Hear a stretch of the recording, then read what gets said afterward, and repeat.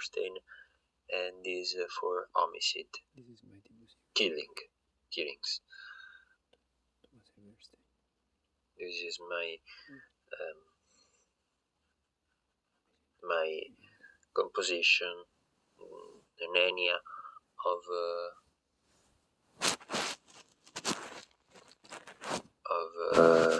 sleeping buffalo, bull, the area of sleeping bull. Ok, un attimo che vedo.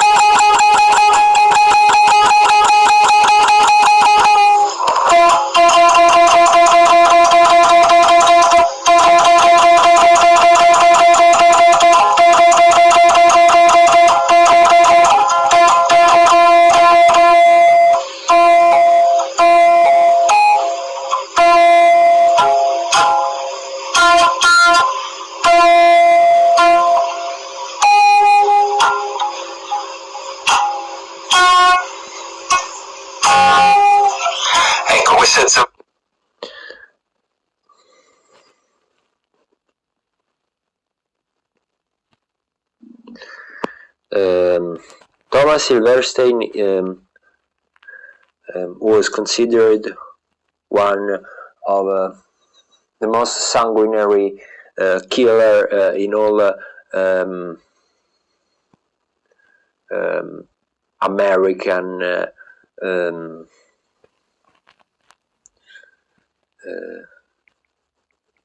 judging history. While at Leavenworth, Silverstein developed connection with the Aryan Brotherhood. In 1920, Silverstein was convicted of murder of inmate Danny Atwell, who reportedly refused to serve as mule for heroin being moved through the prison. He was sentenced to life in prison and transferred to United States Penitentiary at Marion, Illinois, USP Marion, which was then a maximum security facility.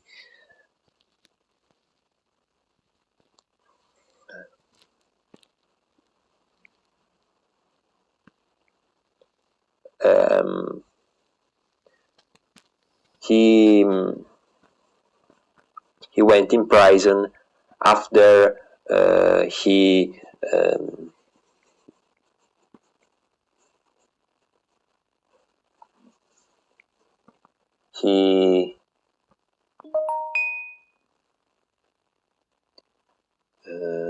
took money in bank. He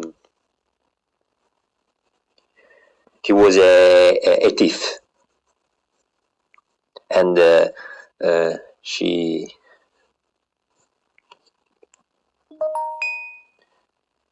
hit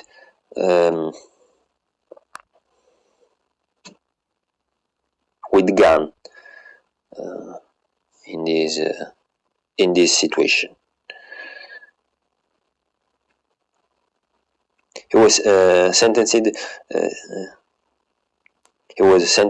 to life in prison and transferred at Marion, Illinois, USP Marion, which was then a maximum security facility. The conviction was overturned in 1985 after it emerged that prison informants who testified at his trial had perjured themselves on the witness stand. At Marion, Silverstein was housed in the control unit, a virtual isolation regime reserved for extreme problem management, prisoners prone to aggressive and disruptive behavior in the prison. Citation needed. In 1981, Silverstein was charged with the murder of Robert Chappelle, a member of DC Black's prison gang. Silverstein and another inmate, Clayton Fontaine, were convicted and Silverstein received an additional life sentence. He avoided a possible death sentence since capital punishment at the federal level had not yet been reinstated. Silverstein maintained his innocence. While Silverstein was on trial for Chappelle's murder, the Bureau of Prisons transferred Raymond Lee Cadillac Smith, the national leader of DC Black's prison gang, from another prison to Marion's control unit. From the moment Smith arrived in control unit, prison records show that he began attempts to kill Silverstein. I tried to tell Cadillac that I didn't kill Chappelle, but he didn't believe me and boasted that he would kill me, Silverstein recalled. Everyone knew what was going and nobody did anything to keep us apart. The guards wanted one of us to kill the other. Silverstein and Clayton Fontaine killed Smith with improvised weapons, stabbing him 67 times. After Smith died, they dragged his body up and down the walkway in front of cells, showing it to the other prisoners. Silverstein received another life sentence.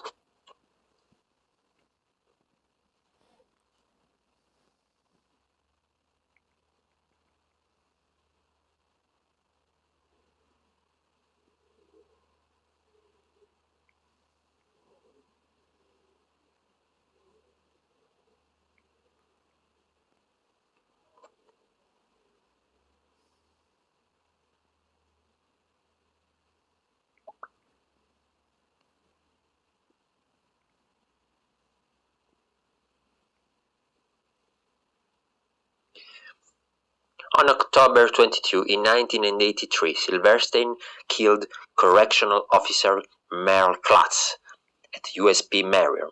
After emerging from his cell for a shower, Silverstein used a rush to have Klutz walk ahead of him and position himself between Klutz and other officers. He stopped in front of cell of another inmate, Randy Gomez. Gomez passed a homemade prison knife to Silverstein and unlocked Silverstein handcuffs with homemade key. Silverstein then attacked Klutz, stabbing him multiple times.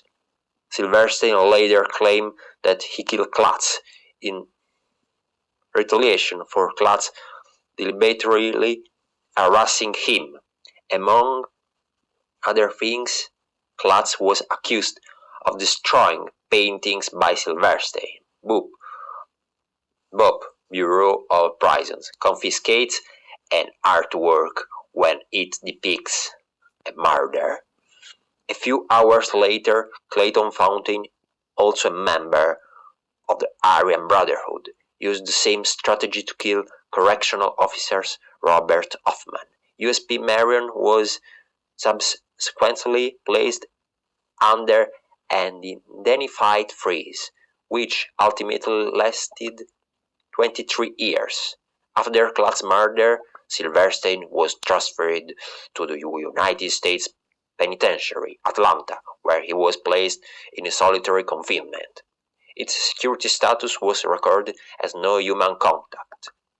The events surrounding the murders of correctional officers Klutz and Hoffman inspired the Supermax Federal Prison Project, United States Penitentiary, Florence, Administrative Maximum Facility, USP Florence, at the MAX in Colorado, opened in 1994 and built to house the most dangerous inmates in the federal prison system.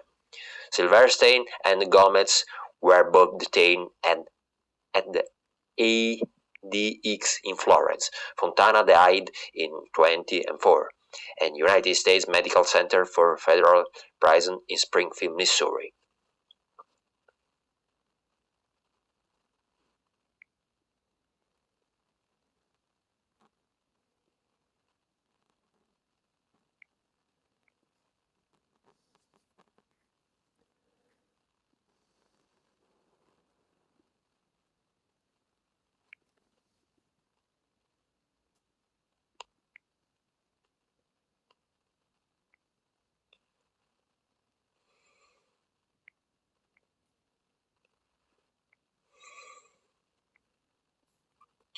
During 1987 Atlanta prison riots, Cuban inmates at Atlanta Federal Penitentiary released Silverstein from his solitary confinement cell. They turned Silverstein over to the Federal Bureau of Investigation hostage. Rescued him a week later. Bureau of Prison officials reportedly feared that Silverstein would begin killing correctional officers held hostage by the Cubans, before Cubans released Silverstein to the Bureau of Prisons. The Cubans let Silverstein out of his solitary confinement cell, and Silverstein was able to roam the prison freely. One of prison guards held hostage had history of being nice to Silverstein.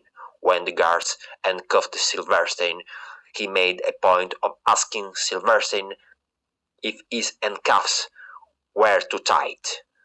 He was confronted by Silverstein and was eventually spared by him.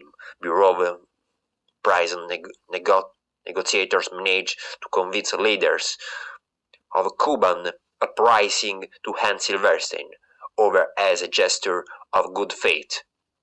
A relatively easy decision for them, given that Silverstein was later brought back to Leavenworth, when he remained for the next 18 years. In 2050, when USP Leavenworth was downgraded to a medium security facility, Silverstein was transferred to ADX Florence, a supermax facility in Colorado.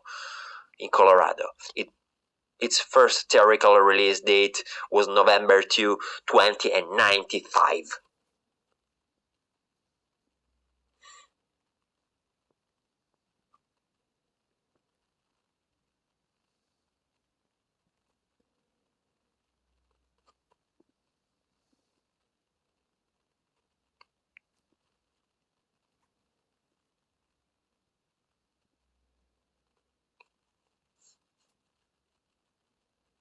Silverstein said that no human contact status is essentially a form of torture reserved for those who kill correctional officers. When an inmate kills a guard, he must be punished, a Bureau of Prisons official told Outer Pete Early. He can't execute Silverstein, so we have no choice but to make his life hell. Otherwise, other inmates will kill the guards as well. There must be a supreme punishment. Every inmate knows what Silverstein is going through. We want them to realize that if they cross the same line that he died, they will pay a heavy price. Ted Sellers, an ex-con who met Silverstein during 25 years in prison, said he became a legend in Leavenworth. Sellers told BBC News Online is not as bad as they describe him. Of course, he's dangerous. If they push him against the wall, what to do with a person locked up 23 hours a day? Of course, it was a short fuse.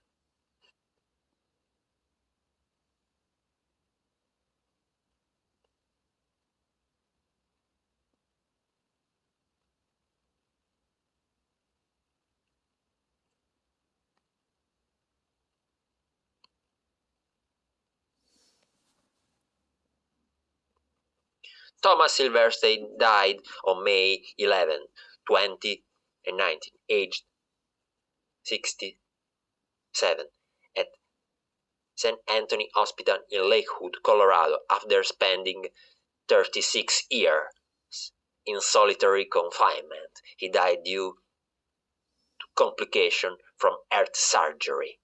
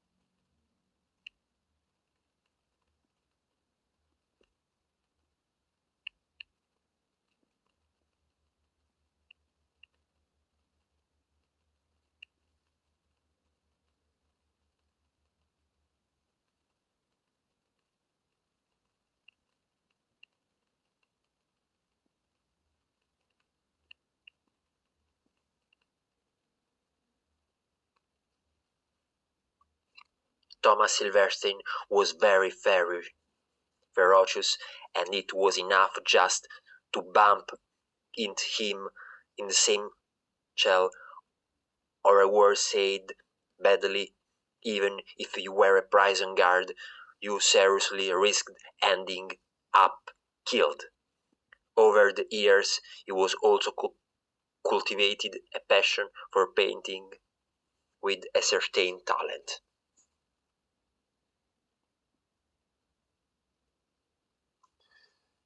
My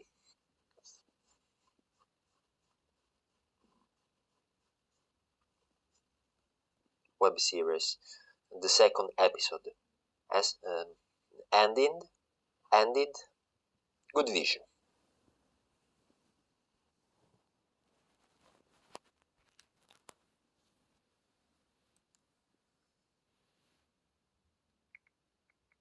This is Thomas Silverstein.